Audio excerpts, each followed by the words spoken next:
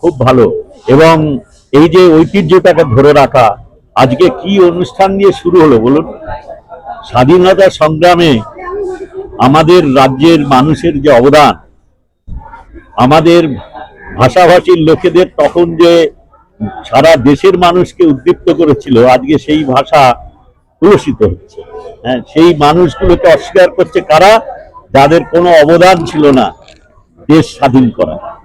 এর থেকে আজকে আমরা ওই ঐতিহ্যকে ধরে রেখে, এটা খালি সংস্করণ হলো না, এটা নবীকরণ হলো, নতুন নতুন প্রযুক্তির এখানে সমন্বয় হয়েছে পুরনো ঐতিহ্যকে ধরে রেখে। এইটা হচ্ছে বড় কথা।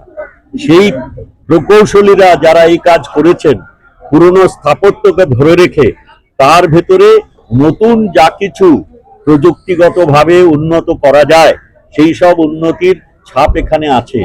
মানুষ সব রকমের পরিষেবা এখন, যেসব নবীন প্রজন্ম তারা যে যে সুবিধে অন্য প্রেক্ষাগৃহে পেতে পারেন, সবই এখানে পাবেন। কিন্তু তার সঙ্গে সঙ্গে এখানে যখন মানুষ আসবে অনুষ্ঠান দেখতে বা অনুষ্ঠান করতে, তাদের সেই পুরনো ঐতিহ্যের কথা তারা অনেকভাবেই এখানে উপলব্ধি করবে। এটা হচ্ছে এই যে আমরা দেখলাম সংস্কার করার পরে যেভাবে এই টাউন হলকে আবার উপস্থাপনা করা হলো, আমার সেটাই সব থেকে ভালো মনে হচ্ছে। একটু কমলো, পুরোনো প্রজেক্টগুলোকে তো নতুন করে সংস্কার করা হচ্ছে। নতুন কি প্রজেক্ট হচ্ছে জেলার জন্য? না, সেটা দেখুন, এটা অন্য প্রাসঙ্গিকে কথা বলছি আমি, অন্য প্রসঙ্গে। এই টাউন হলের ভেতরেই যা সীমাবদ্ধ রাখুন এখন প্রশ্নগুলো।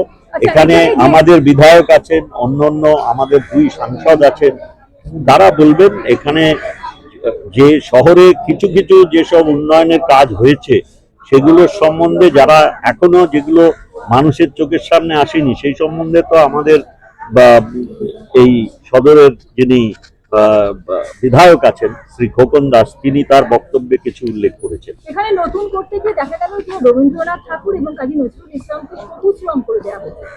সেটা দেখুন, রং ন্যাচারাল তো হয় না, কেউ সোনালী রং করে, কেউ মানে আপনি কি রং হলে খুশি হতেন? নর্মাল রং তো শান্তিদের। বর্ধমানে 3টি হল, একটি সংস্কৃতি হল, একটি টাউন হল আর একটি রবীন্দ্র ভবন। টাউন হলের দারুণ সংস্কার হয়েছে, রং নিয়ে কিছু কথা আছে।